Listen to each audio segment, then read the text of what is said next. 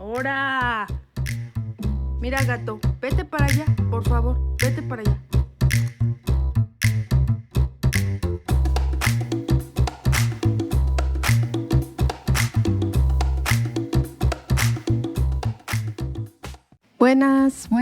Buenas con razones. ¿Cómo están? ¿Bien? Espero que sí. Y si no, ojalá los ayude a distraerse un poco. Gracias por estar aquí y regalarme sus valiosos tiempo y atención. Levantemos la cortina, que el desahogatorio está oficialmente abierto. El día de hoy vamos a ponernos un poquito intensos.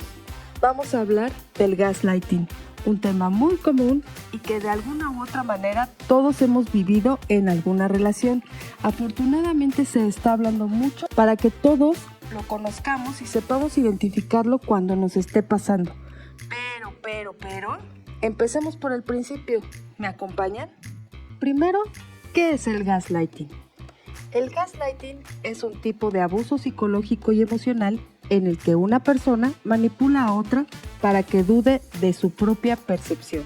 El agresor puede negar la realidad, dar por sucedido algo que nunca ocurrió o presentar información falsa. Las víctimas de gaslighting suelen sentirse confundidas y ansiosas y pierden la confianza en sí mismas. Esta táctica le da a la pareja abusiva una gran cantidad de poder y control. El gaslighting puede ocurrir en muchos ámbitos de la vida, como la consulta médica, el trabajo, la política o la familia incluso. Este término, que realmente no tiene traducción al español, viene de la película clásica de Hollywood llamada Gaslight, en la que un hombre manipula a su mujer para que crea que está loca y así robar su fortuna escondida. Él esconde objetos, cuadros, joyas, haciéndole creer a su esposa que ella ha sido la responsable, aunque no se acuerde. Obviamente este término lo busqué en internet. Es un poco resumido lo que es, pero me gustó la descripción. Pero si alguien quiere una explicación más extensa, hay mucho material que pueden consultar. Y si son un poco como yo, pueden ver videos de este tema. Por ejemplo, chequen el video que hizo mi admirado Quique Vázquez en Cómo me lo explico, que lo explica desde la psicología, o Andy del mundo de Andy, que explica desde el porqué del nombre y el tipo de gaslighting que hay, y da ejemplos prácticos de una muy divertida manera como siempre. Y hoy justamente acabo de encontrar un video de Diego Rosarín que lo explica muy concretamente y con ejemplos más que claros. Por favor, si quieren pausar este video o ir a ver esos tres, no se van a arrepentir. Y se preguntarán, con razón, ¿por qué vuelvo a hablar de esto si ya otros más sabios han dicho lo que es y cómo identificarlo? ¿Cómo me atrevo? ¿Por qué no acabo el video aquí dejándolo solo con la recomendación y ya? Bueno, con razones. Primero, porque creo que de gaslighting deberíamos de hablar todos una y otra vez. Compartirlo y hacerlo popular para que todos sepamos identificar los comportamientos y alejarnos de esas personas antes de que acabe con nosotros. Y en segundo lugar, porque todos hablan del tema desde afuera, desde la observación, y los creadores que han hablado de esto porque lo viven, no lo notan. No notan que están viviendo gaslighting y si han salido de ahí, minimizan sus efectos. Para mí, el gaslighting es el tipo de abuso más peligroso porque va de adentro hacia afuera. Es como si te insertaran un chip que te está comiendo la cabeza desde adentro. Y es muy sutil. A veces ni siquiera notas que estás siendo gaslighteado hasta que ya es demasiado tarde. Y hablo de esto porque lo viví. Y estoy segura que alguno de ustedes lo vivió también. Yo salí de ahí, pero aún ahora batallo para superar las secuelas y creo que mi repulsión al drama viene precisamente de haber vivido gaslighting. Creo que haberlo identificado fue el primer paso para superarlo y empezar mi camino de recuperación. Hoy vamos a hablar de qué se siente que te hagan gaslighting, siendo la víctima, y las secuelas que te puede dejar desde mi experiencia, dicho por alguien que lo vivió. Y no es que por eso soy infalible o que todos lo vivan igual o que me haga experta. Es solo que tal vez, si algún con razón lo está oyendo, con el ejemplo, note lo que le está pasando. Porque como ya les dije, es el tipo de abuso más sutil. No hay violencia, no hay golpes, pero te puede destruir. Y lo más triste es que te destruye con tu propia ayuda. Así que escuchen esta historia con un poco de perspectiva, porque puede que no te pase a ti, pero a lo mejor a alguien que conoces, sí. Y tal vez con esto lo puedas ayudar. Empieza casi sin darse cuenta, y el abusador no siempre lo hace a propósito o sabe lo que está haciendo. No siempre lo reconoce. A veces lo hace sin saber exactamente lo que está haciendo. Solo lo hace o para salir de un pedo o para evitarlo, o porque no quiere que la víctima se le escape. Y en último de los casos, lo hace porque ya le ha funcionado con otras personas. Y no es que quiera justificar al abusador, no se confundan. Solo lo digo para que entiendan que quien lo hace tiene pocas o ninguna esperanza de cambiar. Si no lo nota, jamás intentará cambiarlo. Y si peor aún, sabe exactamente lo que está haciendo, hay que correr en sentido contrario lo más rápido que puedas. Recuerden que me estoy enfocando solo en la víctima y hablo de los comportamientos del abusador, no de lo que pudiera sentir o pensar esa persona, porque no estuve en su cabeza. No sé si lo hizo a propósito con el afán de lastimarme, porque la verdad no le pregunté. Aquí no estoy para dar consejos de cómo rehabilitar a un abusador, porque no lo sé.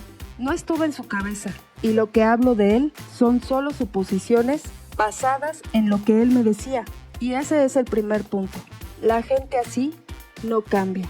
No importa que sepa que te está lastimando, no va a reconocer lo que te dañó y no hay razón para quedarse ahí. Quiero aclarar que el gaslighting se da en todo tipo de relación. A veces los papás son los primeros en usarlo, o un jefe, o un maestro, o un compañero de escuela. En el caso de los papás puede ser solo para educar. Igual no está bien, pero estoy segura que hay otras formas para que un hijo cambie un comportamiento que no nos gusta. Por favor, no lo hagan. Y en todos los demás casos, puedes un poco ignorarlos o medio manejarlos para que no te hagan daño, porque el gaslighting que viene de una persona a la que no quieres no hace tanto daño. El problema viene cuando en gaslighting se basa una relación de pareja, y ahí es cuando todo se pone más difícil. Y antes de empezar mi triste historia, quiero decirte a ti que me estás oyendo, que estás pasando por esto, que no estás mal. Lo que estás viendo es real, lo que estás sintiendo es real. No te estás volviendo loquis. Y sin duda, hay gente a tu alrededor en la que te puedes apoyar. Y a últimas, aquí estamos los Desconrazones para escucharte si lo necesitas. Déjame en los comentarios tu experiencia, porque yo sí te creo. Pero lo más importante, tú debes de creerte. Tu intuición no falla. Y acá también quiero aclarar que este tipo de manipulación no tiene género. Cualquiera puede ser víctima o victimario. Hay manipuladores y manipuladoras por todos los lados. Cualquiera lo puede hacer con buenas o malas intenciones. En fin, ya no quiero seguirme disculpando o explicando por qué hago tal o cual cosa. Esta es mi experiencia y no está abierta a la subjetividad porque ya de por sí es subjetiva porque yo le estoy diciendo. Pero ahí les va. Todo empezó como una relación normalita. Conocí a este tipo y me cayó bien. Platicamos y me contó su triste historia de vida. Y aunque no me parecía guapo, me llamó la atención que me tuviera tanta confianza sin conocerme. Y no puedo negar que me daba ternura o como un sentimiento de compasión por todo lo que le había pasado. No sabía si realmente me gustaba y al parecer yo le gustaba. Y digo al parecer porque desde el minuto 1 empezó la manipulación. Nos seguimos viendo y parecía que nos llevábamos bien, pero era todo como muy rápido. Pero él se hacía del rogar, nunca me decía cosas lindas de mí. Así que yo empecé a sentir que tenía que ser mejor persona para gustarle. Y aquí debo aclarar que ni siquiera era alguien súper especial o súper guapo. De hecho, desde cierto ángulo a mí me parecía feo al principio. Pero este halo de misterio y de vida tormentosa me empezó a llamar la atención. Porque soy una persona curiosa. Y sí, con un historial del que voy a hablar en otro momento. Porque las víctimas de gaslighting tenemos algo en común. Tenemos una necesidad de ser queridos y el origen de ese sentimiento puede venir desde el ego hasta por nuestra educación o por la familia de la que vengamos. Y tenemos más o menos la autoestima lastimada. Me empezó a atraer el misterio. este hombre medio feo, pero simpático, que me miraba sin parar, pero que nunca decía nada. Y así fui cayendo. Me vi buscándolo y llamándolo con el pretexto de que yo era progresista y feminista y que nada de malo tenía que yo lo buscara. Y no se confundan, lo sigo pensando, sigo creyendo que si quieres algo tienes que ir por ello, pero si tú das el primer paso tiene que haber reciprocidad, si no, ahí no es. El interés se muestra, si le gustas a alguien te lo tiene que demostrar, no caigas en esos trucos. Mi abuela siempre me decía que el interés tiene pies. Me hubiera gustado recordar ese consejo cuando yo estuve en esta situación, pero no lo hice y seguí buscando a alguien que cuando estaba conmigo se notaba que no me podía quitar los ojos de encima, pero fingía que no. Decía que yo solo le parecía curiosa.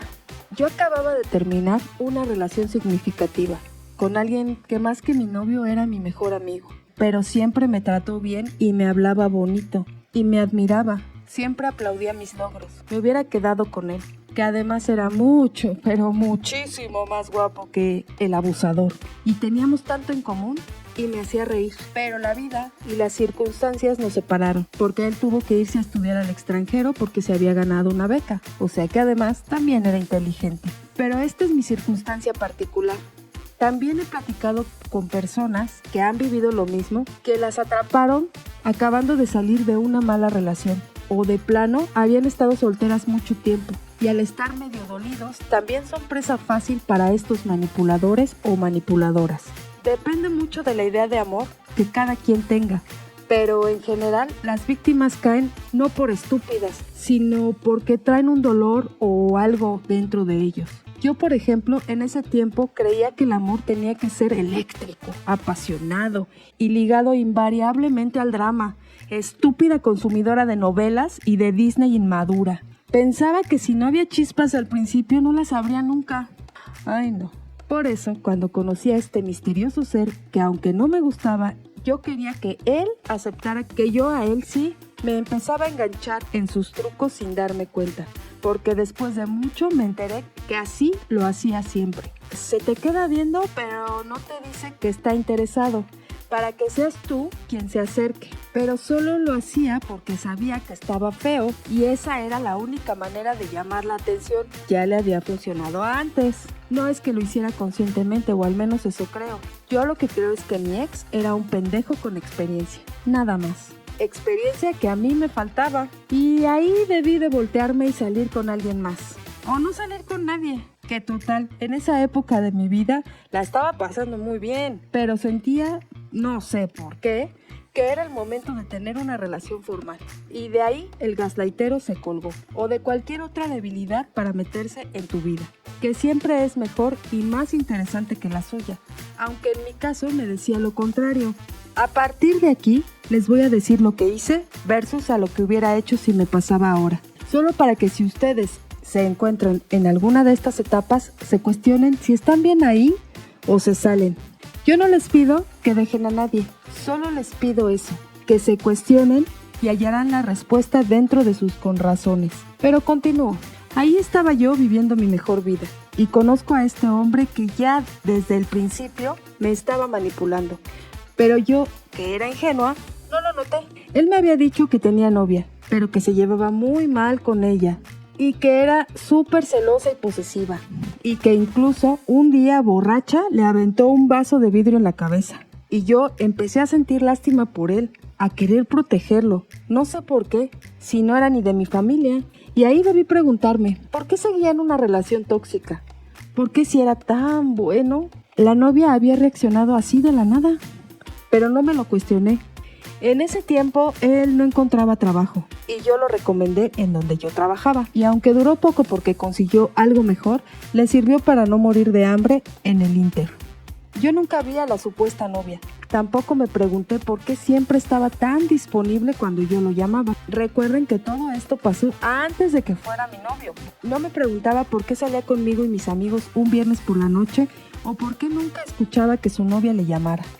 O por qué si ella era tan horrible y tan celosa, él tenía la libertad de salir con amigos que ella no conocía. Más gaslighting.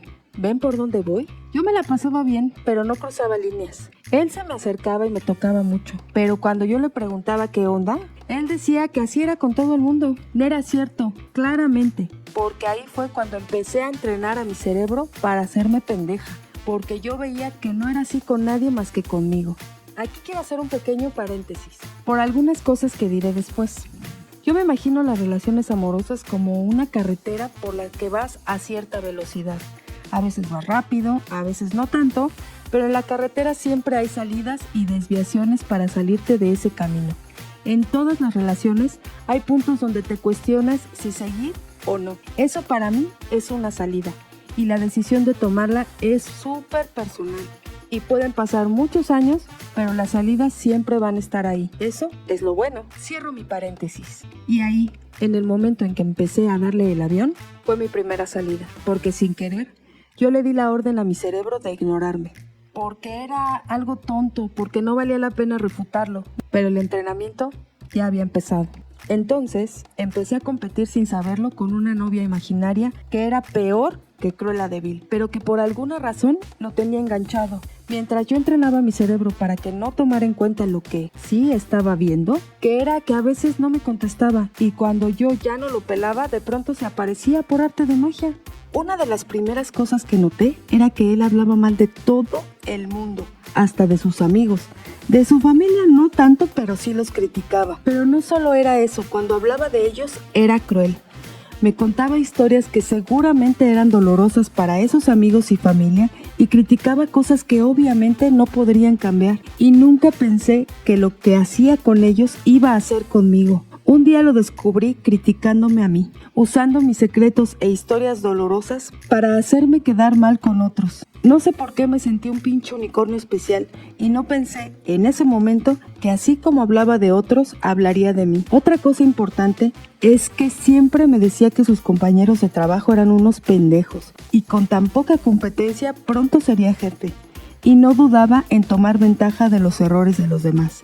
Y cuando le pedían ayuda, no se las daba a menos que él ganara algo. No era un buen colega y disfrutaba ver sufriendo a sus compañeros por cosas que no podían hacer. Además, hacía trampa. Por ejemplo, aunque él tenía años de no ser estudiante, seguía cobrando una beca de ayuda, que no era mucho dinero, pero estaba dispuesto a editar una tira de materias de un estudiante actual para poder cobrarlo. Cuando le dije que eso se me hacía algo poco ético, corrupto, me dijo que exageraba y que ni modo, era lo que tenía que hacer para comer y sobrevivir, y que en este país el que no tranza no avanza, y aunque no estuve de acuerdo, lo toleraba. Pero al poco tiempo dejó de platicarme de esas cosas. También eso después me cobró factura. Aquí quiero hacer un pequeño disclaimer, que se va a oír moralino, pero en ese tiempo yo tenía otra visión. Creía que aunque yo no hubiera tenido que recurrir a esas trampas, pensaba, como muchos, que la necesidad justifica la corrupción. Hoy sé que quien está dispuesto a ser corrupto es porque ya lo es. Y siempre pondrá la excusa de que en México así son las cosas y ni modo. Hoy no lo creo así. Pero sigo con mi historia. Un día llegó diciendo que por fin había dejado a su novia porque ya no la aguantaba. Y no crean que me volqué hacia él y lo llené de besos. No, en ese tiempo yo aún estaba medio cuerda y no me quería meter en algo tan complicado. Todavía quería algo menos dramático, así que lo apoyé como amiga. Y a los pocos días me dijo que empezaba a sentir cosas por mí. Muy raro, muy seco, pero yo ya estaba entrenando para creer que él era así. Seguimos saliendo y a los pocos meses ya éramos novios, pero yo ya notaba que me mentía en cosas pequeñas. Una de mis amigas espaciales me hizo ver que me había mentido en una ocasión, pero como era algo sencillo como cuánto le costó una cosa que compró, no le di importancia. Pero ahí fue mi segunda salida, que me pasé de largo a toda velocidad. Aunque yo siempre le decía que no me quería apresurar y que quería llevar las cosas con calma, al presentarme a su familia, él me dijo que nos íbamos a casar cuando no teníamos ni un mes de relación. Raro, ¿no? Pero lo dejé pasar. Pensé que él era así de impulsivo o romántico, no lo sé. Me sorprendió mucho que con su familia era como otra persona. No teníamos cosas en común. Y aunque nuestra relación era apasionada, más o menos, tampoco era satisfactoria, si saben a qué me refiero. Pero lo dejé pasar porque él me decía que era mi culpa por inexperta. pero que con el tiempo iría mejorando y que era yo la encargada de que esa parte de la relación se solucionara. Y me lo creía. Y así, no importa cuánto entrené a mi cerebro, seguí notando cosas. Y aquí viene la lista de ejemplos reales vividos por mí. Se tardaba en contestar y luego decía que por hablarle más de una vez yo era la que lo estaba acosando. Pero si no le llamaba decía que no me importaba. A mí nunca me decía cosas lindas, pero se la pasaba hablando de lo mucho que me quería con mis amigos y mi familia. Pero a la vez los criticaba. Revisaba mi teléfono y contactos cuando yo no lo veía. Y si le reclamaba por eso, se reía diciendo que estaba loca, que eso solo lo hace la gente celosa. Se inventaba enfermedades cuando yo quería salir sola, o sin él, o tenía alguna otra cosa que hacer. Y aunque yo le dijera que se veía bien, él siempre criticaba mi forma de vestir o de hablar bien pelada. Y cuando yo me enojaba por eso decía que era para que yo mejorara y no le anduviera enseñando las piernas a todo el mundo. Si íbamos a una fiesta, me aislaba de mis amigos o se quería ir temprano porque le dolía la cabeza. Si yo quería bailar, aunque a él le gusta bailar, me decía que no, o por la música o por el espacio, y luego me decía que si no bailábamos era porque yo no quería. Si salía sola con mis amigas, siempre era un problema, pero me decía que no le molestaba. Así que yo empecé a evitar salir con ella solo para evitarme problemas. Cada una de esas veces, lo único que quería era que volviera a funcionar, como si hubiera funcionado alguna vez. Él me había convencido de que al principio nuestra relación era preciosa y nunca lo fue, porque recordaba las veces que habíamos salido al principio cuando todavía éramos amigos, pero en realidad nunca me trató bien. Y terminé creyendo que todo lo que él me decía era verdad. Y que yo era la que tenía que cambiar. Fue muy sutil, fue muy despacio. A pesar de que nuestra relación iba muy rápido, la manipulación no se notaba a simple vista. Yo pensaba que era mi culpa que nos peleáramos tanto, porque cada vez que le preguntaba por algo, una llamada rara o un comportamiento que me lastimaba, me decía que lo estaba malinterpretando, que él no hacía eso, que me estaba imaginando cosas. Al principio mis amigos espaciales intentaron que yo me diera cuenta de algunas cosas, pero después ya ni me decían nada. Al principio me apoyaban y me decían que yo no estaba loca, que lo que veía era verdad, y seguían invitándome a fiestas y a cosas sin importar cuántas veces les cancelé. No me dejaron, lo siguieron intentando hasta el final. Se rifaron y no importa que los haya ignorado, ellos siempre estaban ahí. Esa era mi siguiente salida y también la ignoré. Me aislé porque si no lo hacía, él me armaba un pancho. Pero si le reclamaba por eso, él decía que no, que al contrario, que a él le gustaba que yo tuviera amigos fuera de la relación. Pero no era cierto y yo lo sabía. Se obsesionó con mi ex porque una vez sin querer, una amiga lo confundió con él. Y a partir de ese momento se imaginaba cosas, o al menos eso me decía. Porque cuando él quería salir solo, yo no se la armaba de pedo al principio. Pero luego, cuando normalicé ese comportamiento, me convencí de que si no lo veía, era porque estaba con alguna otra. O peor aún, que estaba con esa primera ex de la que ahora, en lugar de hablar mal, hablaba bien. Y el día que le dije que si la extrañaba tanto que se regresara con ella, en lugar de aceptar, me dijo que yo era una loca celosa, que él solo quería estar conmigo, pero que si seguía con mis paranoias, a lo mejor debía irse. Ahí me ofreció él otra salida. Pero adivinen qué, esa tampoco la tomé. Cuando me empezó a amenazar de que se iba a terminar la relación, por cada mínima pelea, debía de tomarle la palabra y dejarlo largarse al fin, que no me hacía feliz. Pero para ese punto yo creía por un lado que lo amaba y por otro que la que estaba mal era yo y que tenía que cambiar. Me descuidé en todos los aspectos. Mis recuerdos de otras cosas empezaron a hacerse nublados. Dudaba hasta de mis conocimientos, porque no perdía la oportunidad de bajarme de mi nube de inteligencia para decirme que ni era tan lista o que no me creyera tanto. Cada vez más me decía que me iba a dejar. Él a mí.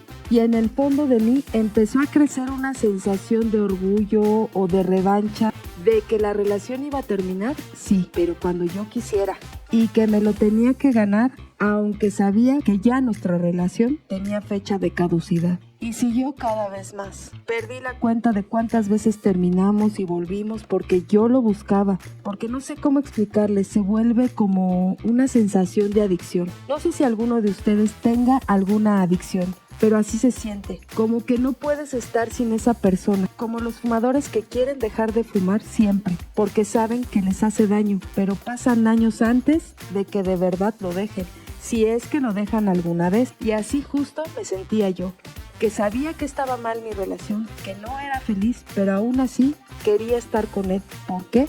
Aún no lo sé. Y agárrense, yo sentía que estaba peor cada vez y que era afortunada de que él estuviera conmigo.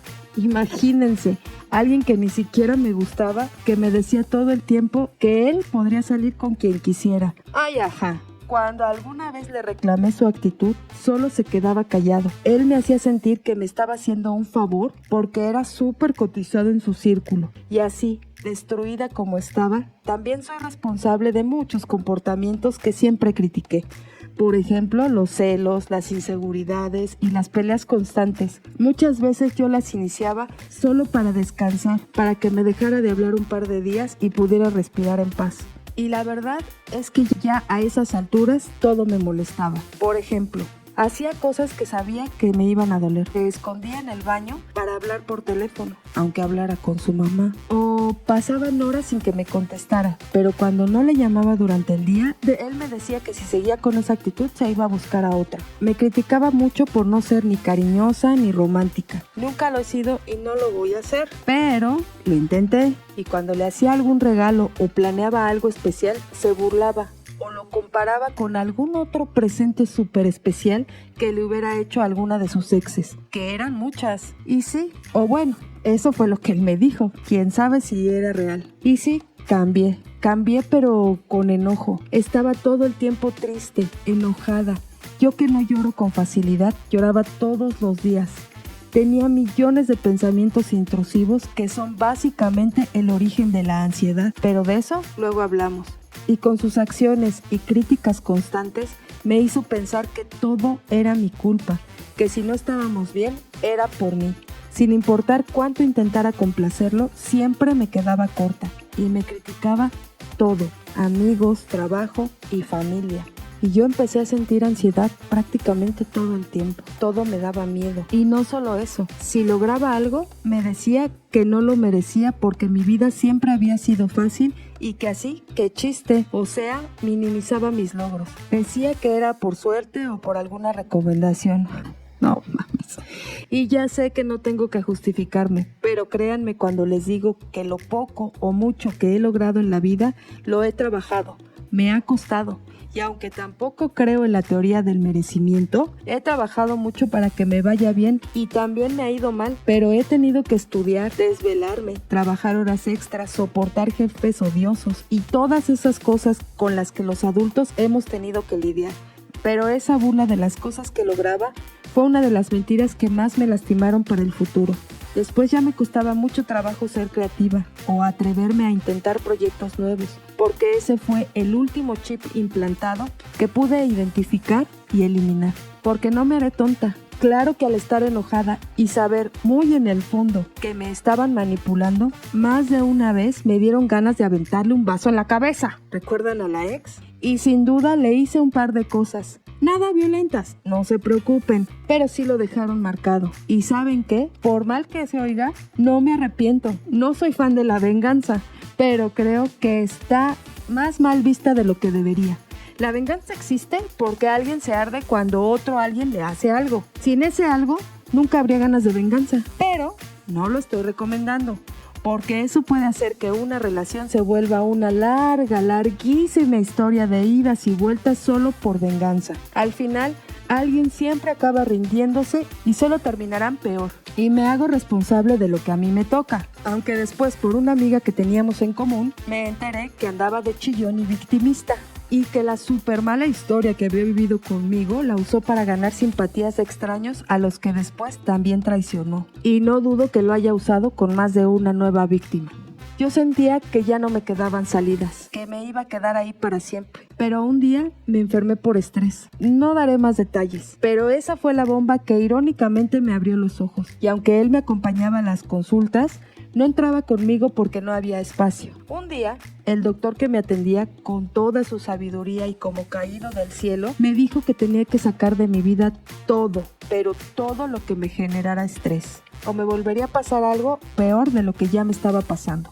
No me dijo nada, no dijo por qué, pero después supe que él había oído la forma tan horrible en la que me trataba mi amoroso novio. En la última consulta me dio la tarjeta de una psicóloga que me atendió por muy poco dinero. Y aunque yo ya estaba muy manipulada, todavía quedaba ahí un rayito de esperanza. Y por intuición, no le dije nada a mi gaslightero profesional. Yo sospechaba que me engañaba con alguien del trabajo, pero a esas alturas me sentía tan mal conmigo misma que no me importaba, con tal de que se quedara conmigo o mejor aún, que se fuera con ella y me dejara en paz. Ya había perdido la voluntad de dejarlo. Sí, con razones, lo admito. Sin importar que me critiquen, me pongo vulnerable ante ustedes, para que no permitan, como yo, que un feo con cara de menso, que no tiene más que problemas en la cabeza, les haga creer que merecen ser maltratados. Esa persona, con puras mentiras y manipulación, logró que yo prefiriera que me engañara y hasta le dije que lo entendía porque nuestra relación era tan mala, pero tan mala, que era natural que él buscara quien lo tratara mejor, porque llegué a convencerme gracias a todas sus mentiras que la del problema era yo y que él merecía ser feliz aunque eso me destruyera. En el fondo yo quería que él sí fuera, pero eso lo descubrí después en terapia. Y no salí sola. Mis amigos espaciales y mi terapeuta con alas de ángel me ayudaron en el camino. Siempre he creído que soy súper afortunada y lo fui porque la gente que me rodea no se dio la vuelta. No me dejó, aunque fui grosera con ellos, Aún sin haberlo dejado, empecé terapia, pero no le dije nada, porque no quería que criticara que yo estaba yendo al psicólogo, porque en ese momento yo sentía que si le decía, era como darle la razón de que yo estaba loca, porque él veía a toda la gente que tomaba terapia como si estuvieran locos. Sí, bastante retrógrada de su parte, lo sé. Con terapia aprendí que mi visión había sido distorsionada y que no era solo mi culpa, que lo que yo sentía era verdadero, que no estaba ni cerca de estar loca, que todas y cada una de mis percepciones de él habían sido implantadas ahí, en mi cerebro, por él, pero con mi ayuda. Me enseñó que no era casualidad que yo hubiera caído, que mi historia familiar, mi pasado y el que yo sea una persona empática con ganas de ser querida, me pusieron en la mira de ese manipulador, que no es extraño que ya anduviera buscando a una nueva víctima. Con eso lograba, uno, no quedarse solo si yo lo dejaba, o si me quedaba con él, hacer que yo me esforzara más para complacerlo y que no se fuera con la otra. Y en el fondo yo sabía que estaba mal. Nunca he tenido vocación de mártir. No sé ustedes, pero a mí no me gusta sufrir. Y precisamente ese cerebro que él contaminó iba a ser el que me sacaría de esa horrible situación. Eso y mi gente que nunca se rindió. Y el simple hecho de estar en terapia compartiendo con una extraña mis pensamientos y que ella, sin conocerme de nada, me dijera que yo tenía razón, me fueron devolviendo la confianza.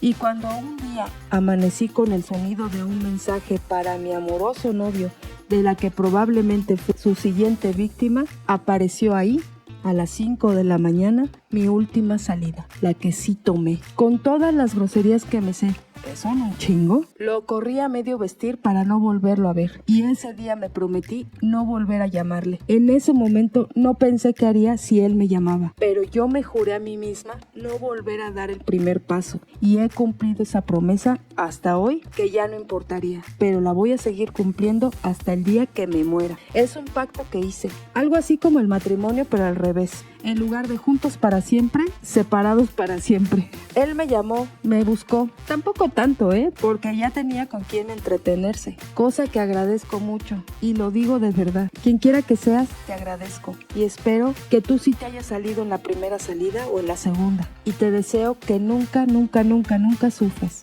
como la canción de Juan Gabriel. Solo me siento culpable un poco por no haberle podido avisar, pero yo tenía que salir de ahí. Hubiera estado bien advertirle.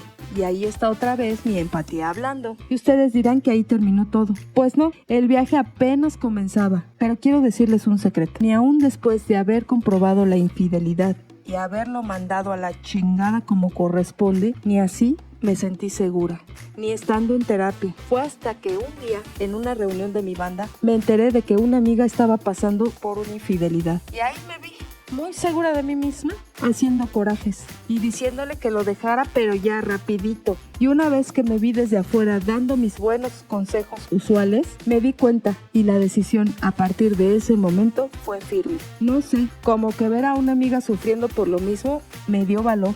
Y ese día por primera vez respiré. Me explico, cuando estaba con él, ya al final, sentía que me faltaba el aire, como que me estaba ahogando, como que algo me apretaba el pecho y me impedía respirar. Pero eso se acabó cuando por fin afiancé mi decisión. Respiré nuevamente, no feliz, pero sí libre. Y ese, por triste que parezca, apenas fue el primer paso en un largo camino de recuperación, muy largo. Pero atesoro cada minuto que me tardé en recuperarme, en volver a confiar en mí, en mi instinto. Yo siempre fui una persona sensata pero intuitiva y me hacía mucho caso. Me alejé de situaciones peligrosas solo porque tuve una corazonada. Cuando dejé a ese ex, esa bonita relación conmigo misma había quedado destruida. Me caía mal y me criticaba constantemente. La terapia y la promesa me facilitaron un poco las cosas, pero es difícil explicar la sensación de no sentirte cómoda en tu misma piel. Es difícil poner con palabras cómo se siente cuando no confías ni en lo que ves ni en lo que sientes y que tu propio cuerpo te incomoda. Pero así es. Claro que me estoy poniendo intensa y algunos dirán que exagero o no, pero en ese momento esa era mi realidad. Esto más que la historia de terror que es, me parece una historia de éxito, porque hoy estoy aquí contándoles a ustedes, tratando de hacer que aquellos que se identifiquen con mis exageraciones lo usen para darse cuenta que ni están tan mal, ni están solos, ni están locos y que puede que no estén sintiendo exactamente lo mismo que yo sentí, pero si alguna de las mentiras o técnicas que usaron conmigo las han usado con ustedes, pues ya saben qué hacer. A mí me sirvió para fortalecerme y volver a confiar en mí. Ahora no me dejo de escuchar, ahora siento más todo lo que me pasa alrededor para no jamás, nunca más volver a ignorar lo que siento. Y construí una nueva autoestima, no la vieja que hizo que yo cayera con este tipo, una nueva, una más fuerte, una imparable. Gracias a esto pude identificar y cortar relaciones de ahí en adelante con cualquiera que me quisiera manipular. Y aunque a veces como hoy lo recuerdo, la verdad es que me hace muy feliz poder compartir y que le sirva a alguien para superarlo más rápido que yo. O ya para ponernos más frescos, no más para monetizar. Es demasiado importante que si tú estás sintiendo eso en algún punto, te lo cuestiones, porque la mala noticia es que tendrás que vivir contigo mismo hasta el día que te mueras. Y será mejor que te caigas bien, que estés cómodo en tu piel. No hablo solo de quererse a sí mismo, sino a esa parte donde te reconoces y valides tus propios pensamientos y acciones. Y si no te recuperas del gaslighting que te hicieron, tal vez nunca puedas volver a confiar en ti, porque cuando termina una de estas relaciones, quedas sin saber si lo que viste o viviste fue real o no. Eso está cañón. Y les digo, nadie está exento de cagarla, pero estar dudando todo el tiempo de lo que haces o de lo que piensas o de lo que percibes no está bien. Solo te dejará parado en una inacción que terminará por hacerte daño. Trabajé mucho para volver a confiar en mí. No saben lo arrepentida que estuve por haberle dado tanto poder a un pendejo con cara de menso. Pero al final lo fui logrando. Terminé terapia y mejoré. No sé cuánto tiempo tenga el término gaslighting, pero cuando me di de alta no lo había escuchado. Y entonces, hace algún tiempo, vi el primer video de alguien hablando de eso. Y ahí estaban los 10 centavos que me faltaban para completar el peso. Yo ya sabía que estaba bien, pero cuando supe que más de uno ha pasado por lo mismo, tantos que hasta le pusieron nombre, eso me dio paz. Validó mi proceso y mi dolor. Me liberó del último eslabón que me quedaba para completar mi libertad. Pero saber que por el mundo andan sueltos los manipuladores que pescan víctimas empáticas, no tontas, me obligó a hablar de mi experiencia para aportar esta visión de cómo te sientes por dentro cuando un culero se te aparece y usa lo mejor que tienes para destruirte. Pero no eres tú, no eres tú, es él. Tú no estás mal, es él, ¿ok? Y aunque los videos que les recomendé son muy buenos y explican muy bien qué es y cómo funciona el gaslighting, sentía que yo debía contar la experiencia desde adentro. Y me gustaría que ustedes compartieran sus historias, alguna anécdota solo para enriquecer las ideas en este video. Porque yo ya sé que no estoy sola. pero hay afuera con razones que aún no se han dado cuenta. Tal vez si lo compartimos aquí, podemos ayudar de alguna manera. Cuéntenme cómo cayeron o qué técnica les aplicaron, para que estemos más o menos alerta por si nos llegamos a topar con otro. Ni siquiera me voy a molestar en tratar de explicar por qué mi ex se comportó así. No voy a intentar adivinar lo que pasa por su cabeza, porque allá él, que pague su propia terapia, si es que se da cuenta algún día del daño que ha causado. No me voy a poner a desearle que se mejore o mandarle bendiciones porque pinche culero. No se lo merece, y ¿quién soy yo para bendecir a nadie? Solo espero que cada vez le sea más difícil encontrar víctimas y que se le caiga el pelo o se ponga más feo o más panzón o lo que sea que lo haga menos atractivo. Yo tenía la teoría que la naturaleza, para avisarnos de los peligros del exterior, hacía feas las cosas que nos hacen daño. Pero cuando a pesar de la fealdad igual te comes la valla venenosa, ¿cómo nos ayuda? Y sí, ya sé que se oye mamón y que la belleza está en los ojos de quien la mira. Y lo que a mí me parece feo, a ti te puede encantar. Así que ya no uso ese criterio. Ahora, una vez más, hago caso a mi intuición, a lo que alguien me provoca, y me alejo antes de averiguar por qué. Porque si algo aprendí en terapia es que lo que siento importa, lo que pienso importa. Y si bien las personas podemos cambiar de opinión, a veces no vale la pena el riesgo. Hazte caso, escúchate, ámate porque eres valioso con razón. Y nadie que te haga pensar lo contrario vale la pena. Seas quien seas, mereces ser amado, pero sobre todo bien tratado. Y a ver, aquí debo decir que creo que debemos ir evolucionando con el tiempo. Pero una cosa es eso y otra cosa es dejarte influir por otra persona. Si vas a cambiar para mejorar porque deseas un cambio para ti mismo, está muy bien. Pero si alguien te hace sentir mal y te miente para que cambies, ese no es para ti. Sé que la terapia no está al alcance de todo mundo, pero si hice este video es para esto, para que identifiques las señales de alerta. No importa lo que la otra persona haga, porque las señales de alerta no son las mentiras, manipulaciones y malos tratos. Las señales de alerta son tus reacciones a ello, porque nadie tiene el poder de cambiar a otros. Ni siquiera creo que deberíamos intentarlo. Lo que sí podemos cambiar es nuestra manera de reaccionar. Para mí era muy importante compartir mi propia experiencia, no para que me juzguen, aunque si lo hacen no me importa. Mientras con eso pueda ayudar a alguien que esté pasando por lo mismo, me doy por bien servida. Lo que aprendí en terapia es que no hay que dejarse llevar nada más porque sí. Hay que analizar lo que pensamos y cómo nos sentimos. No te ignores. Si en algún momento te sientes destruido, sal corriendo para el otro lado. Porque hay muchas explicaciones de lo que es gaslighting, que incluso dan ejemplos.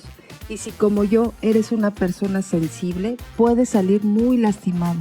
Y aunque no seas tan sensible y te recuperes, el gaslighting es como un parásito mental que se queda ahí por mucho tiempo. Aunque termines la relación, queda una duda interna que te va comiendo desde adentro. No solo es darse cuenta de todas las mentiras e ignorarlas, es perdonarse por no haberte dado cuenta. Porque la realidad es que sí te das cuenta, pero lo ignoraste porque algo dentro de ti sentía que lo merecías. Y no lo merecías. Vuelvo a decirte, eres valioso, eres importante, y quien no aprecie tu presencia no la merece. No tengas miedo de quedarte solo. A veces solo desde la soledad se puede hacer el trabajo. Y a menos que vivas en un bosque sin vecinos, en una cabaña sin internet, sin familia, sin amigos, te aseguro que no estás solo. Hay al menos una persona en tu vida a la que le haces falta, a la que le gusta estar contigo, porque eres increíble. Y tal vez si te abres a conocer más gente, te sorprenderás de lo bien que les puedes caer. El gaslighting es peligroso porque usa tus propias inseguridades para funcionar. Te usa a ti para destruirte a ti. Y créeme, si fuiste víctima es porque eres una buena persona, un ser empático y porque hay culeros que ven a alguien luminoso y lo quieren apagar. Bueno, así como te usaron para lastimarte, eres tú quien te puede salvar. He sido cuidadosa para no dar las circunstancias y lugares específicos porque quiero que sea más fácil que te puedas identificar. Porque una de las cosas que descubrí en terapia es que nos hacemos pendejos porque no queremos salir de ahí o porque nos da miedo quedarnos solos o porque ya nos creímos todas las mentiras de nuestro abusador. Y entonces fingimos que lo que me pasó a mí no es lo mismo que te pasó a ti, porque a mí me decían fea y a ti te dice gorda o gordo, O porque a mí me criticaba mi trabajo, pero a ti te critica tus calificaciones. Y sí, en lo específico puede ser distinto, pero en el fondo se puede sentir igual o al revés. Me importas y quiero que todos mis conrazones estén bien. Si esta historia te sirve para evitar una cicatriz en tu corazón, estaré complacida. Espero que si logré algo con mi historia me lo dejes aquí para escucharte, porque como sabes me encanta la chisma y los leeré con atención. Mis queridos conrazones, aquí les dejo mi desahogo por hoy. Comentan, compartan y suscríbanse. Denle, comuniquen su opinión, que puede o no ser la misma de mañana. Recuérdense siempre que son un conrazón en construcción. Como siempre les pido que nos nutramos con respeto y recordemos que esto solo es mi opinión. Y termino este video con la reflexión de siempre. Si algo te choca, te checa. Así que ve y chécate, porque aquí solo estamos cotorreando. Y nunca me verán como me ven. ¡A chambear! Bajamos la cortina, que el desahogatorio está cerrado por hoy. ¡Hasta la próxima! Yo no sé por qué puse esa mamada si no la puedo decir de corrido, chingada madre.